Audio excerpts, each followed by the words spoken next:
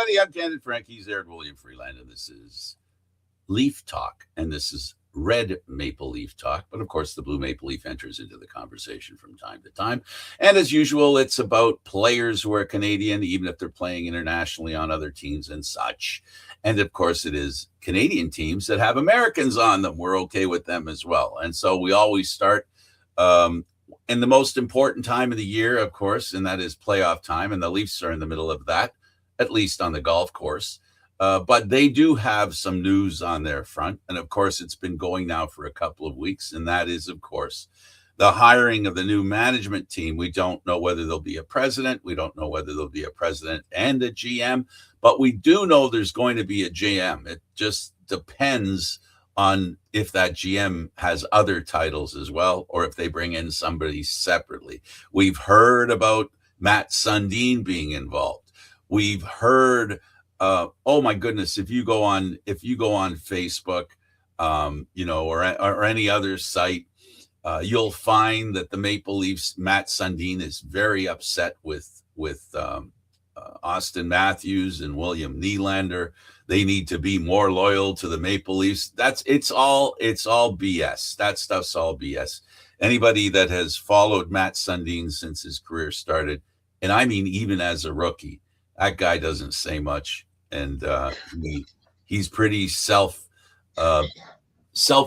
to say nothing. Even when accosted, he is very calm and very cool. So let's talk about Pelley, or Pelley Keane. So what's he keen on? So there's actually a few new names that have actually popped up on the list that they've been running. Yeah. We're looking at Ryan Martin, Scott White, and Evan Gold, who all currently hold assistant general manager roles with other teams, specifically Ryan Martin with the Rangers, Scott White with the Stars, and Evan Gold with the Bruins. With the big question being, as a Leaf hire, would any of them be working alone or under a more experienced director of hockey operations? Now, not only is Toronto not the only team with an empty position in the front office, it's become a seller's market for up-and-coming executives at this point. Martin and White have both interviewed with the Leafs in Nashville, Gold as well with Toronto, while Edmonton's Bill Scott is highly considered too. It's believed he's on the list being assembled by the Nashville Predators at this point. Another name that's actually popped up is former Arizona Coyotes general manager John Chayka. He is also presumed to be in the running for the general managership of the Leafs. Jim Nill is another one whose name has been bruited around a little bit. Gold would seem to be the most likely candidate. He spent 11 years with Boston, but he's a Toronto native with law and MBA degrees from the University of Toronto. And at this point here, he seems to be the most likely candidate to come here. Tom Fitzgerald is another name that's been bruited about since he's left the New Jersey Devils. So that's one of those things where there's a little news, but none of it seems to be moving in any set direction or any comprehensible direction, at least at this point. Okay, let's do some role playing. All right, you're the prospective GM. I'm the owner, because word is that Edward Rogers is the guy that's talking to these guys to make a final decision. And I look over at you, Aaron, and I say, first of all, you got to trade Riley. You want this job, you got to trade Riley, and I need you to give heavy consideration to trading Matthews and Nylander. Too late to trade Marner. That's already happened. What do you think? I'm not going to say what do you say. I could do both. What would you think? And what would you be willing to say to the prospective owner? Well, look at it this way, Ed. I'm certainly more than willing to try to trade them. However, I can't guarantee that it will get done, mainly because my predecessors offered them contracts with no movement clauses, which basically restrict what we can do with them. Not only that, but I don't know if you've heard about this website.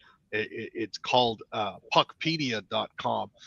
Next to those players, they have these little things that look like boat anchors.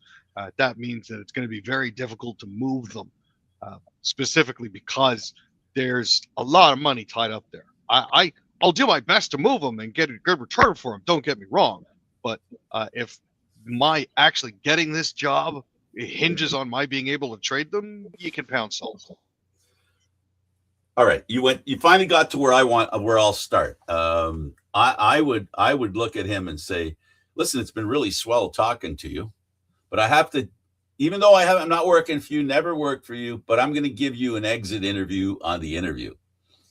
When you tell somebody with experience who's done this job for a few years, who understands the position, and you want to hire somebody that you can tell what to do, why waste your time? Yeah. Hire me.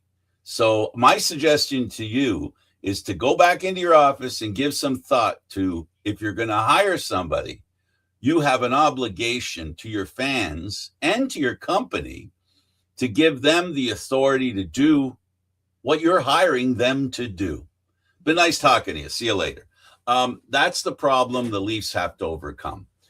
Interference is something that, Aaron, I think it's gone before you were alive. It's gone on from the Harold Ballard days, where hires were made to agree to something before they were able to get the job. One of the biggest reasons why people of no repute, good or even bad, will work under those circumstances.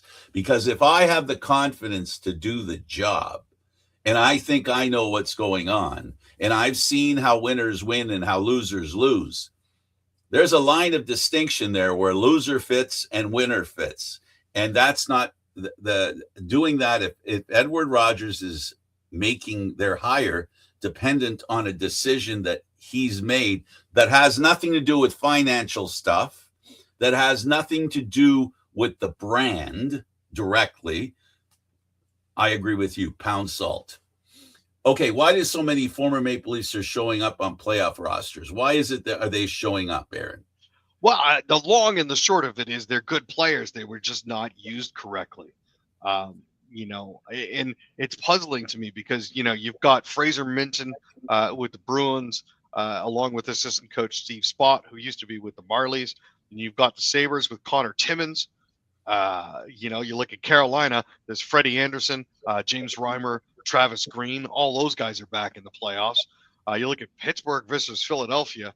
There's Dubas, Spezza, Connor Durrell, Noel Achari, Justin Brazeau, Mike Stothers, and Rich Clune. And with the Flyers, former Marley and Calder Cup winner Carl Grundstrom. You look at Tampa Bay and Montreal, Scott Sabarin used to be with the Maple Leafs. Assistant coach Rob Zettler used to play for them. Assistant coach Stefan Robida, known most recently for his stint on Robida Island, is there in the Tampa Bay and Montreal series. Then you look at the Golden Knights. There's Marner, there's Sean Dursey, Alex Kerfoot, Michael Carcone, John Ferguson Jr. That's split between Vegas and Utah. You look at the Colorado Avalanche versus Los Angeles Kings. You got Nicholas Roy, Nazem Kadri, Scott Lawton, Trevor Moore, Cody Ceci, Joel Edmondson, and DJ Smith, all playing against or with each other. And finally, you look at Edmonton versus Anaheim. There's Zach Hyman, Kasperi Kapanen on the Ducks, and Peter Mrazek. Zach Hyman and Kasperi Kapanen on the Oilers, and Peter Mrazek on the Ducks. It's a little bit nutty, and not to be laughed out. You've also got Minnesota and Dallas with Nick Foligno and Zach Bogosian, and then playing for the Dallas Stars is Colin Blackwell. All of these guys, you take all of those guys and you put them together, you've got a decent team. Well, what you've got is anything down from a second line to a fourth line. Yep. Right. None of them may be first liners, right? But I wouldn't put any of them outside. A lot of them could make second line status. A lot of them. To your point, and to that end, the benefit of being a Maple Leaf, unfortunately, Aaron, in my opinion, it is not the benefit of playing for the Maple Leafs. It's for leaving the Maple Leafs and what you get to leave with. There is not a bigger pressure cooker in the National Hockey League than the Toronto Maple Leafs. And you know what they say about steel and fire. And that's what you get when those players leave Toronto and they go to other places. There's nowhere where they're going to even feel a percentage of the pressure that they feel in Toronto. And especially because it is an organization that has not done anything positive for so long. Now, that doesn't mean they're alone in having a long history of not accomplishing a Stanley Cup. Every team, except the ones that win it every year, are the only ones, they're the ones that feel it the same as Toronto every year. But really, it's about experience, and even a bad experience can teach you and you can learn from it. And I think that's one of the reasons why Leaf players do well elsewhere, which is why I say you could trade Matthews away and he'll be a much better player somewhere else. You can trade Nylander away. He will be a much better player somewhere else. Trading with the Leafs or getting players who played for the Leafs is a great thing for your organization, especially if you have aspirations for playing in the playoffs.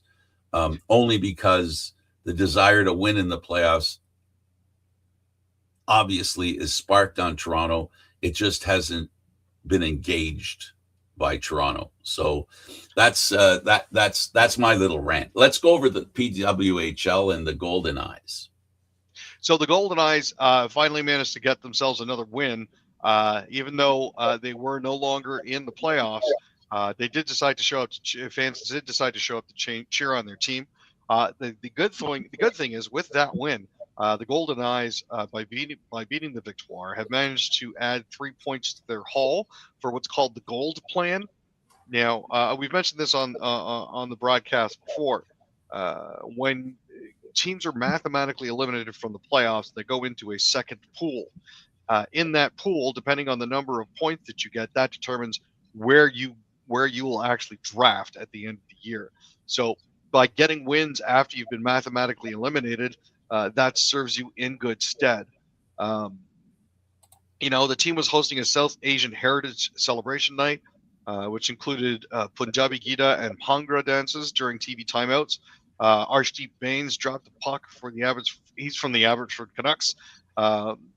In a pregame ceremony, both teams got off to a really, really good start. But at the end of the day, Sophie Jacques later earned her 50th career point, 17th overall, and first defender in PWHL league history to reach 50 points.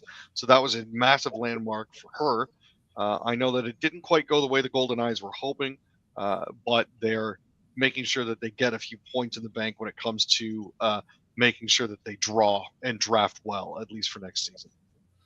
1 day left, but a lot's going to happen in the PWHL. Oh, yeah. Nothing's decided, man. It's currently wide open at this point. There are 3 teams that have been eliminated. There are 3 teams that have made it, but there are 2 points that separate the Ottawa Charge and the Toronto Scepters. The Scepters will need to win in regulation time to make sure that they get the 3 points so that they can leapfrog the Ottawa Charge. If Ottawa gets a tie, even if they lose after overtime or in the shootout, that means that they're in and Toronto's out. Now, the number 1 seed is going to be Montreal versus Boston. That's going to be an interesting situation for sure.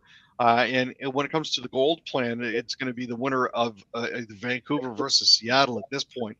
The Torrents are currently sitting 1 gold plan point up. There we go, on the Golden Eyes, who have 3. The Seattle was eligible to start earning gold plan points on April 14th when they were eliminated from playoff contention the first team around.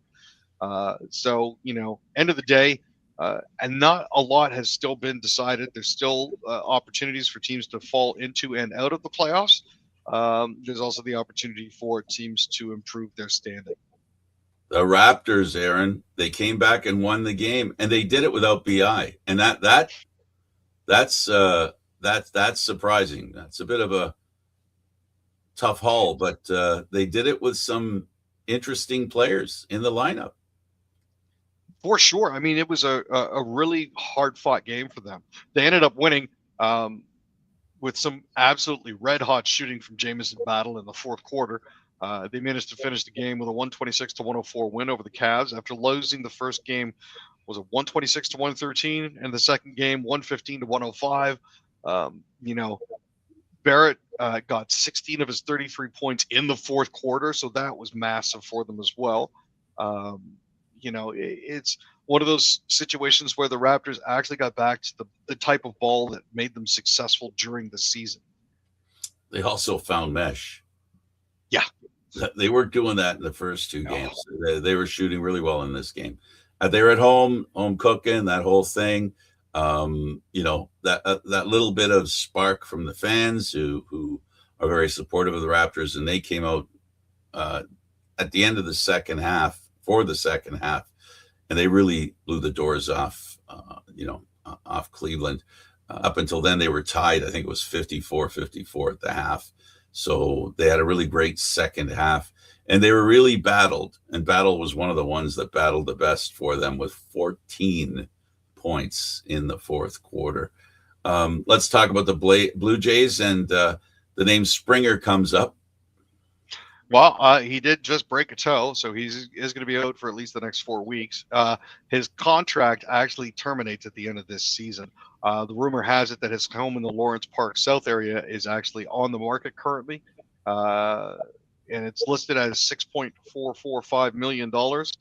Now, he originally picked it up in 2019 for $6.43 million, so it doesn't look like they're looking for too much over asking. But yeah. Not sure if it's a hint. They may be looking for something larger, or they may be looking for something smaller. Springer's had a batting average of .261 with 121 home runs in 664 games with the Jays.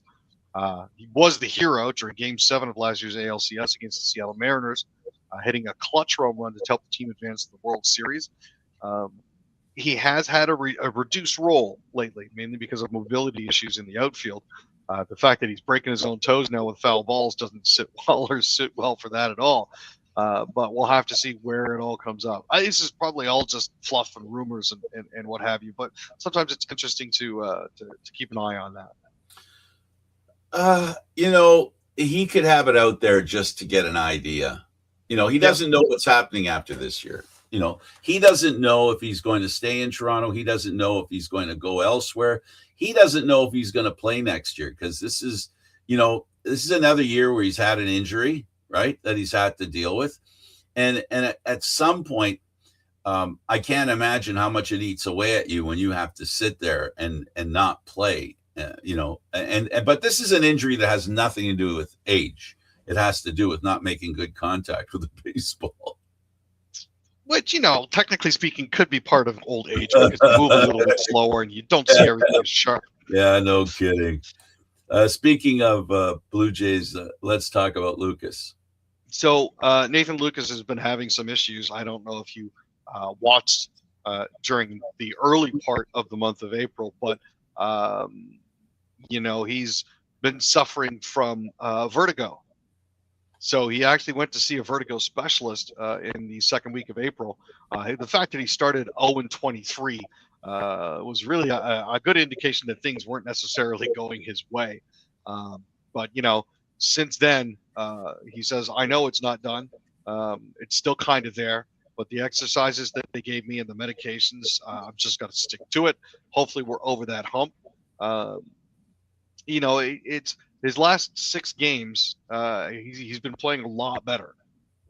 So that's definitely something to watch out for. In particular, he said he was having issues tracking the ball against the ceiling when in the outfield. So I'm glad that he's got that seen too. Brandon Little, who was demoted, apparently he's having a good run. Yeah. He posted a 24.55 ERA and a 3.545 walks and hits per innings pitched over his 5 appearances and 3.2 innings to begin 2026, and was optioned down to AAA to tune up a little bit. Since going back down to Buffalo, he's performed through 7 innings over 7 appearances with an absolutely clean 0.00 ERA. And although he's walked 4, he's made up for it with 12 strikeouts as well. He's doing everything he can to prove that the major leagues is where he belongs. And, the way that he's performed so far down with the Bison is definitely an indication that he's very likely close to getting ready to come back. Yeah, good for him.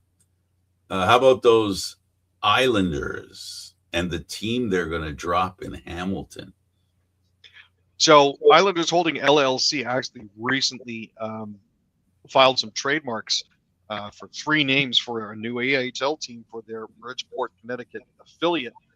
Those 3 names are the Hamilton Mustang, the Hamilton Havoc, and the Hamilton Hammers. Now, the AHL's Board of Governors unanimously approved in March the relocation of the affiliate for the 26-27 season. So they're going to be dropped right into the brand new $300 million renovated TD Coliseum. And they're going to be competing in the AHL's North Division, which also includes the Laval Rocket, the Belleville Senators, and the Toronto Marlies. Now, there are some questions here as to what they would actually pick. I know that a lot of folks have expressed a preference for the name Hammers. So they'd be the Hammertown Hammers, or the Hamilton Hammers, or the Hammer Hammers. There's also a little bit of nostalgia there for a 1986 movie called Youngblood, which featured the Hamilton Mustangs and such NHL stars at the time as Peter Zezel, as well as Hollywood stars Rob Lowe, Patrick Swayze, and Keanu Reeves playing goal, his natural position. So it'll be interesting to see what they have come up. Most likely it's going to end up being the Hammers, just because, you know, the Hammers or the Hamilton Hammers. It's nice and it rolls off the tongue. I would make a slight modification. I would just call him the Hammer.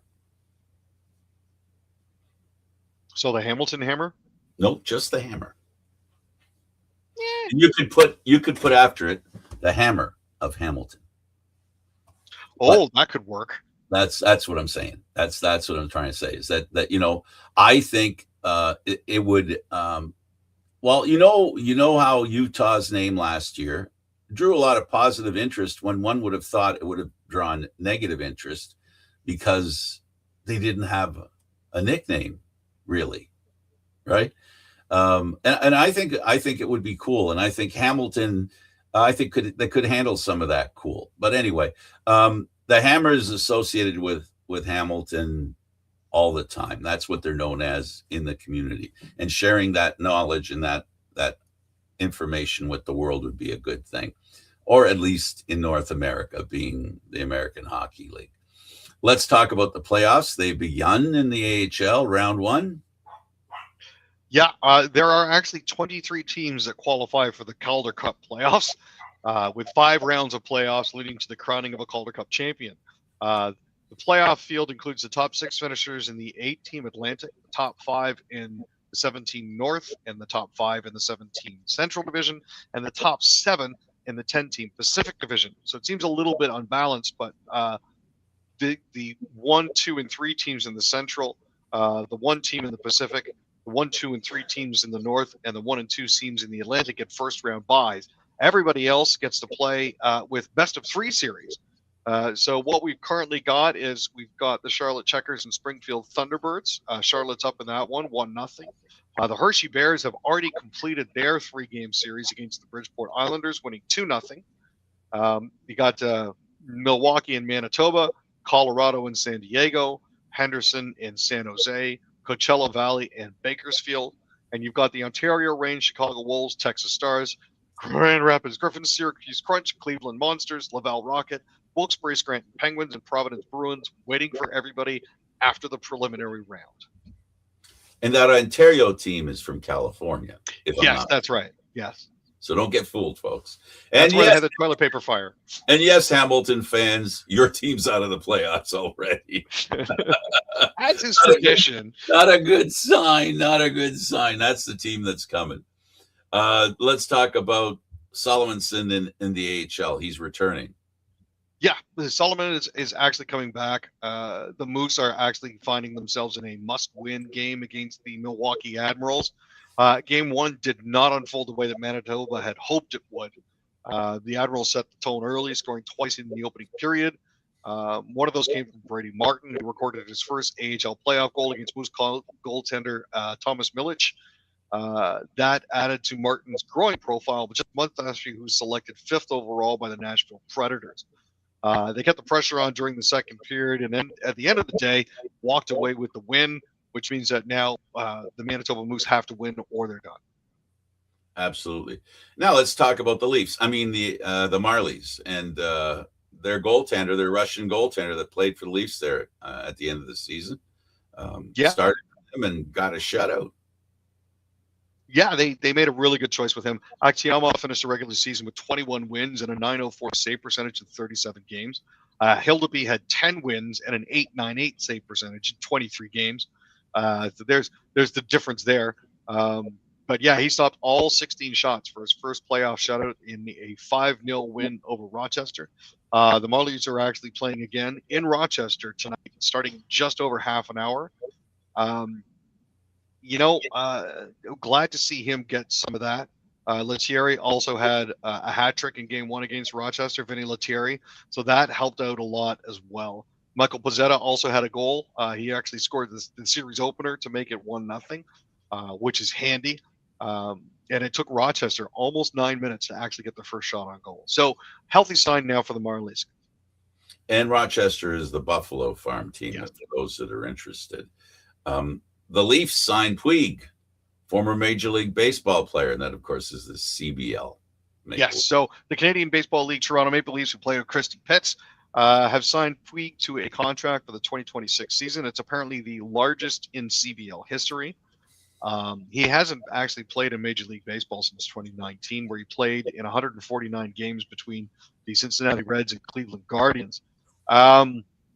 CEO Keith Stein is excited to have Puig on the team for the season. However, there could be a bit of a dampener to all this, mainly because Puig is facing sentencing in the States on 2 felony charges, 1 of obstructing law enforcement and 2 of lying to federal officers. In addition to that, there's a bit of a cloud that follows him, specifically surrounding bad behavior off the field and a couple of really boneheaded speeding tickets. So, it'll be interesting to see if he does make it over the border, and it'll be interesting to see if at 35 he's still got any of his old pop left. And I hope he realizes extradition is normal from Canada to the U.S. Yeah, 100%. Something to think about. Talking tennis, let's talk about Mboko. So Victoria Mboko actually opens her clay season this week at Madrid. She actually had her wisdom teeth pulled last week. It's an unfortunate time for the extraction, basically, because it took her off the court ahead of this. Didn't allow her to really get in as much training as she might have preferred. She's going to be paired with Eva Jovic against Vera Zvaraneva and Laura Sigemund in a round of 32 doubles match on Wednesday. And will face the winner of Katie McNally in a qualifier in her opening singles match Thursday. She'd been scheduled to compete for Canada in the Billie Jean King Cup tie in Kazakhstan as a tune-up for Madrid, but went under the knife following last month's Miami Open. So she had all 4 pulled, so it's been a bit of a recovery. Let's go to the Canadian Football League and start with the Red Blacks. Sure. Now, they've signed 5, including defensive back Gavin Holmes. Gavin Holmes actually spent the last season on the practice roster with the Edmonton Elks. He's originally from New Orleans. They also signed Quentin Meeks, Kobe Savage, Rock Taylor, and Jordan Wright. All of them were American players. Meeks spent time last season on the practice roster with the Alouettes. Savage spent time at the minicamp with San Francisco 49ers. Taylor was signed with the NFL's Pittsburgh Steelers as an undrafted free agent last year, and Wright attended minicamp with the Cleveland Browns and Eagles in 2025. Absolutely lovely. Let's talk about the CFL, and Hazime Michaud Lowe's draft deferred to violating CFL drug policy. So, yeah, 85 to 90% of the players that were taking place at the combine were drug tested, as is CFL policy. Mahdi Hazim from New Mexico Highlands tested positive for, let me see if I can pronounce these, metandianone, clostebol, trostalinone, nandrolone, and exogenous testosterone, all of which are classified under S1.1 as anabolic androgenic steroids on the prohibited list. Cameron Michaud from Bluefield tested positive for exogenous testosterone, and Jack Lowe from Fordham University tested positive for SARM LGD 4033, which is also known as Ligandrol, which is classified under S1.2 as other anabolic agents on the prohibited list. So they're all going to be ineligible to be drafted or signed this year, and they're going to have their draft year pushed to next year. TFC injury, defender Matthias Pereira. Yeah, he's going to be undergoing surgery and will be out 10 to 12 weeks. It's a chronic groin condition. Um, he's only played in 2 matches so far this season, totaling 120 minutes of action and 1 start. In that time, TFC has 3 wins, 2 losses, and 4 draws, and sits 6th in the Eastern Conference with just 13 points. They've done well. They're moving on the way up. They're on the way Yep. up. They're doing really well. And what I really like about them is they can score when they need to, which is something they've been unable to do the past few years. They've orchestrated some comebacks. Of course, it doesn't hurt when the other team scores on their own goal.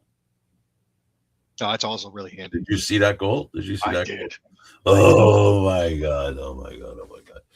Let's talk about the NFL, and we promise it has to do with Canada. And by Canada, I mean Ottawa native defender Ottawa defensive end Akeem Messidor was drafted 22nd overall. Yeah, he played collegiately at Miami and became the 6th Canadian-born player taken in the first round, but he's the first Canadian on the defensive side of the ball to achieve the milestone. Now, with that selection, it means that Messidor is at least one Canadian that's been taken in the NFL draft since 2011. He was the 4th edge rusher off the board in the first 22 selections, and 2nd Hurricane, as his teammate Reuben Bain Jr. went 15th overall to Tampa Bay. So that's huge. It is obviously showing that we're developing stuff here. He's 6'3", 265. So he's a big boy that can move. Really big. Yeah, he's a big boy. Audi F1. What's up with them? So, for those who are following the drama with Audi, basically what happened was Jonathan Wheatley decided he was going to leave because of a family issue earlier in the season. Austin Martin was supposedly interested in signing Wheatley because they were desperately trying to turn around their disastrous start to the season here. As it turns out, they were actually looking for Alan McNish, who's going to take responsibility for coordinating all trackside operations for next week's Miami Grand Prix, including race strategy and managing drivers Nico Hülkenberg and Gabriel Bortoletto. This is a good news. McNish has a rather long and successful pedigree when it comes to auto racing. He won the Le Mans 24-hour race 3 times, the Sebring 12-hour race 4 times, and the World Endurance Championship. He's been with Audi's F1 team overseeing its driver development program. So this is a step up within the same team for him. Absolutely. Let's go over the National Hockey League and how our Canadian teams are doing. The Montreal Canadiens are playing, of course, the Lightning. They're tied at 1, and a 3-2 win for the Lightning drew them closer to Montreal. Yeah, it was rather unfortunate. We had high hopes watching the game, Michelle and I, just because Montreal managed to get themselves out to a 2-1 lead at 18:36 of the second period. And it looked like they were going to be able to hold on, but then 2 Tampa Bay goals within 15 seconds of each other in the third period put the kibosh on that. And it was Kucherov and Moser that scored those 2, assisted by Anthony Cirelli. So at the end of the day, not what they were hoping for. Montreal had 11 penalties for 25 minutes, and Tampa Bay had 12 penalties for 27 minutes. So there was no shortage of the rough stuff that was in there. Skilleter and Lequier had all they could do to keep things under control. Dobish had a fantastic game. At the end of the day, he did allow 3 on 24. Vasilevsky allowed 2 goals on 27 shots. So pretty even game all the way through. And what we've noticed with Montreal, the non-fighters have engaged, have been proactive in that regard. And we learned something else, Aaron, that might not be so hard to be a Maple Leaf in Toronto. Ask Kirby Dach. For sure. Now, Kirby Dach he closed his account. He turned it off. He was under such attack on the internet, and his coach was asked the question, and I think the seriousness of the question was not lost on the fact that it took him, by my count, about 5 to 8 seconds of silence. He didn't know what to say, and then what he came up with is something that, hey, wasn't bad, pretty good. Saying, we're in a tough time of the year, and I'm paraphrasing, we're in a tough time of the year. We all got to work together. That includes the fans. Be a part of the team. Don't Fan work. behavior sometimes is the most And we're not brutal perfect. thing. And he said, we're not perfect, which, he's, of course, right about that players aren't perfect. But the fact is, he answered the question, and he gave it a lot of thought, and he gave it 5-8 seconds worth of thinking and came out with a good answer. I think it was a good answer and appropriate for that matter. As a coach who likes being on the side of his players and answering in a reasonable mode, not just blindly defending his player. He admitted a mistake was made, and he said, hey, whose side are you on, fans? So that's the question. But we know from Toronto experience that there are a lot of people that just hate the Toronto Maple Leafs. And I think the people who attack the Maple Leaf players are not Leaf fans. They're people that don't like the Maple Leafs who live in this community. That's my opinion. And I'm going to project that thought to Montreal. What are the odds that most of the people who are attacking that particular player because of that move aren't Montreal fans? They're just people trying to stir the pot. Willing to bet they're bettors as well.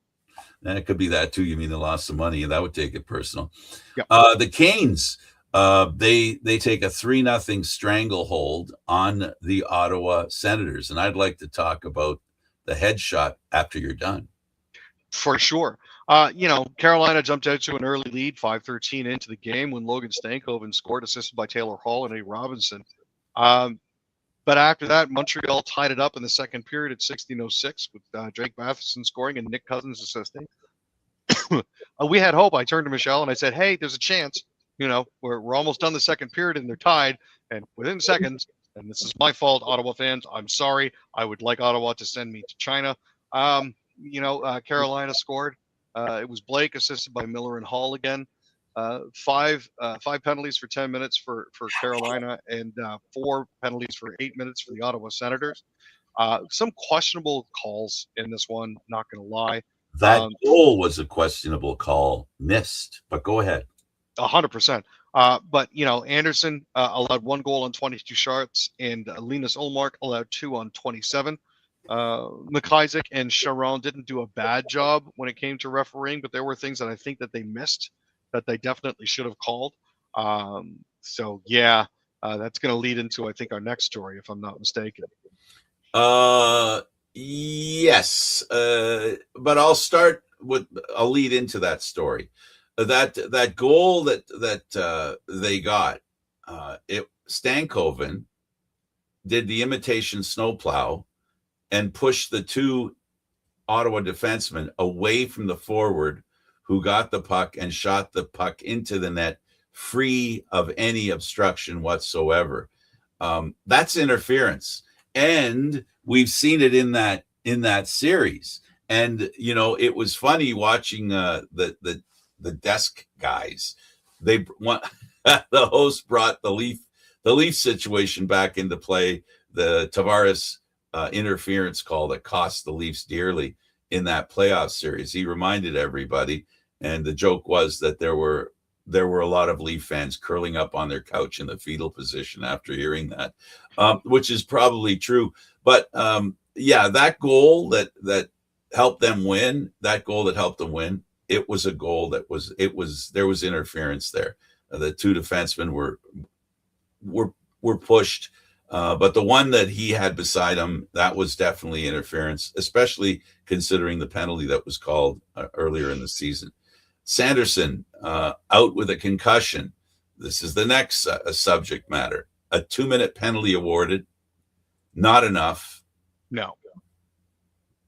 No, he got no review. Yep. And the thing is, there was no review because Sanderson apparently was not injured enough that he didn't drop to the ground. He actually tried to fight Taylor Hall.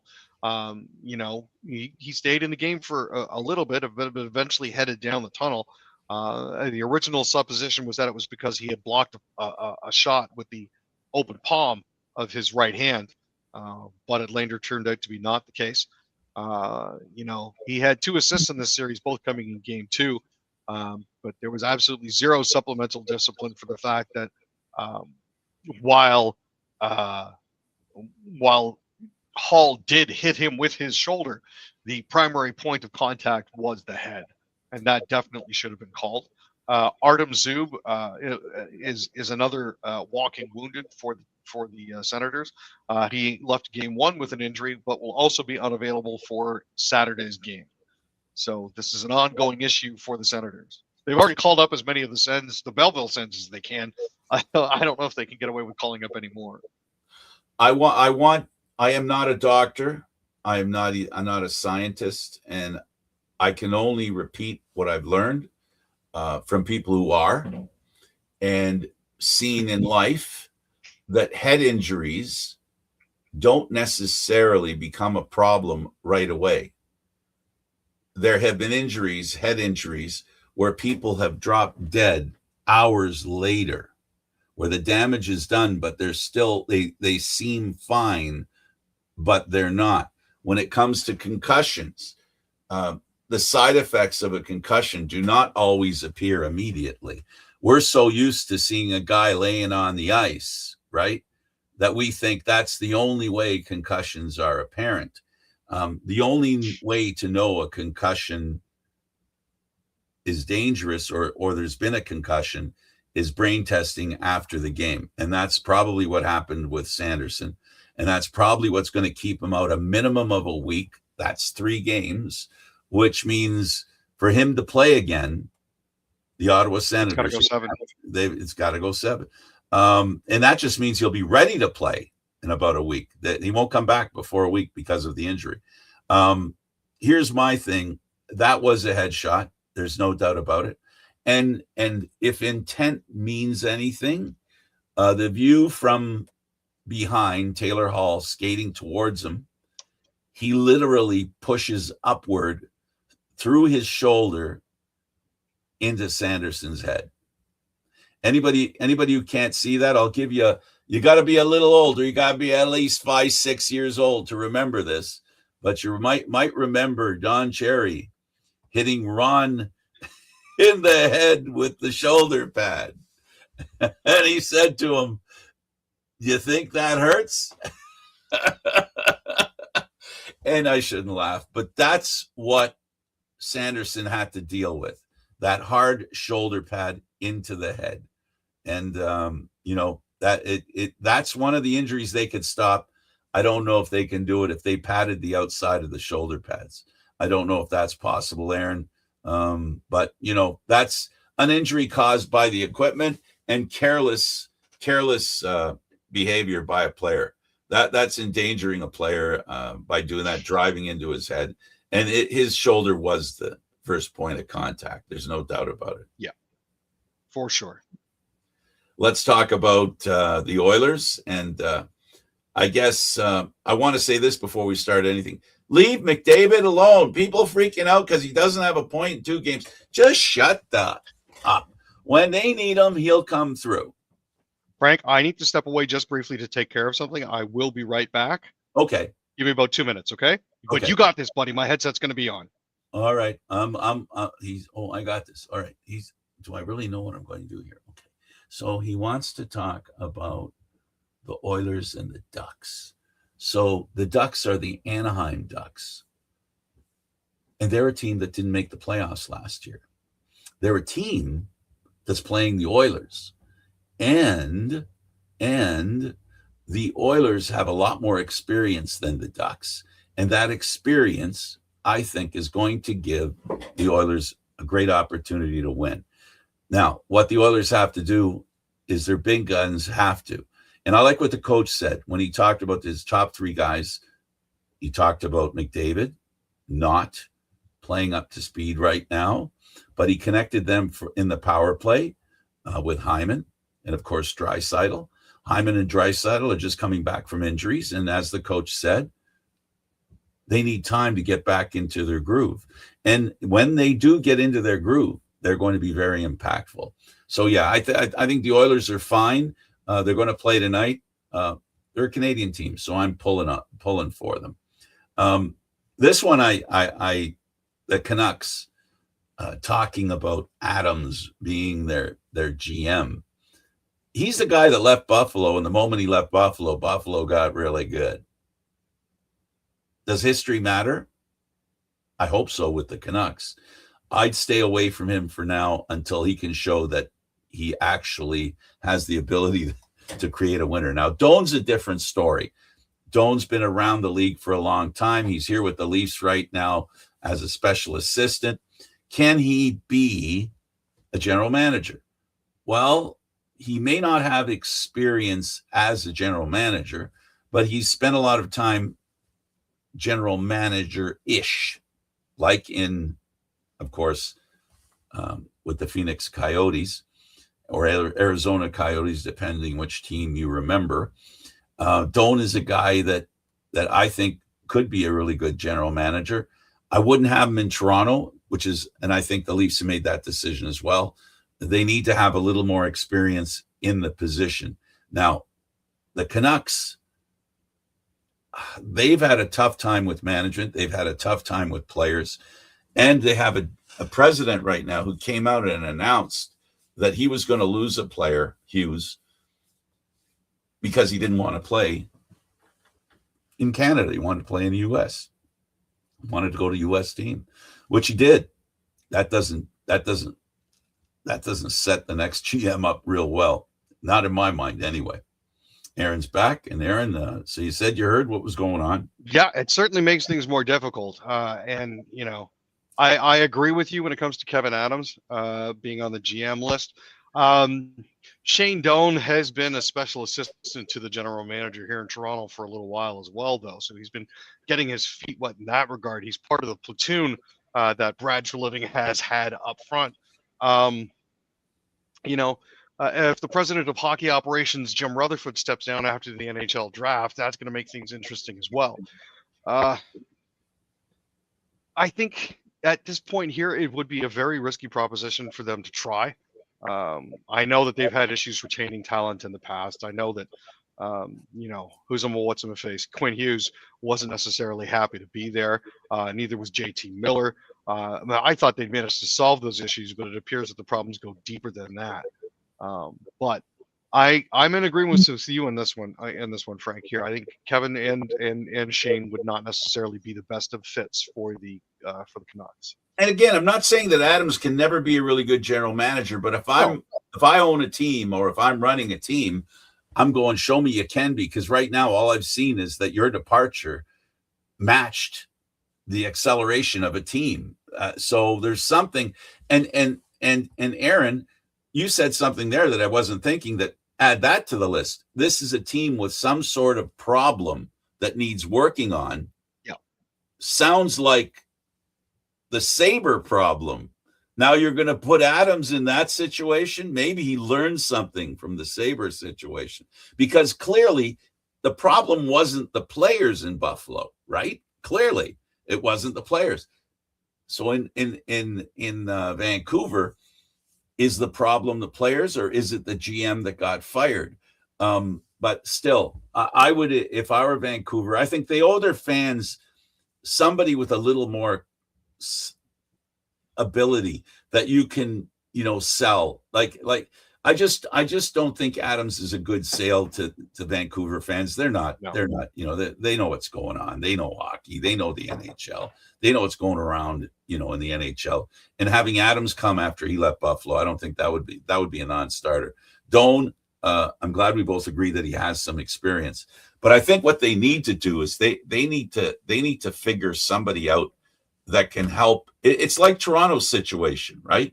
Toronto's situation is it's in flux. The organization, it's like all the pieces are in midair. They got to find somebody that can figure out which pieces got to land where. And that's where the Leafs are at. And I think Vancouver's in the same place. They're not finished changing things around there, Aaron. They've got a lot of work to do in Vancouver. Even if what we think is going on isn't going on, they still have to do something to change yours and my mind, because we're not the only ones thinking it. Now, there is a bright lining to all of this, too. Kevin Dean has actually been named an assistant coach for Teams USA, the 2026 IIHF Men's World Championship team. He's an assistant coach with the Vancouver Canucks. He was part of Team USA's coaching staff last year when the Americans picked up their first gold in nearly a century. He's going to be joining Darby Hendrickson, Ty Hennis, and Brendan Nelrito, who will also be assistant coaches under head coach Don Granato. So that's a bit of a good sign for them as well. He can bring his experience and hopefully communicate successfully the experience of winning to the players, so that maybe they'll be able to better understand what they're trying to do here. Absolutely. Last word, Aaron? At the end of the day, it's all for fun. I don't think hockey players should be getting death threats. Let's be honest here. There's something else to consider here. There's been a lot of backlash over the way that things went for the WWE at WrestleMania, and in particular, wrestlers getting accosted at their hotels. This is something that I'd like to spread out there to everybody as a general rule. Unless you're at the sporting venue, at a corporate event where these players are being paid to appear, or at a team-sponsored event where interaction with these players is permitted, and you see them out in the wild, don't bother them. Leave them alone. Okay? Show a little respect for them. Death threats, not polite, not cool. Accosting somebody in a restaurant and being upset at them because they won't take a picture with you because they're out with their family, leave them alone. Okay? Give them their space. Unless you're actually at a team-sponsored or corporate-sponsored event where these players are being paid to appear, back off. And that's my thought of the day. My addendum to that is, why piss off a 300-pound guy? Oh, dude. Most of these guys will be more than happy to drop you. That alone would stop me from doing stuff like that. All right, 100%. Buddy. Good talking to you. We'll see you again on Monday. Yes, sir. We'll see you then. Adios.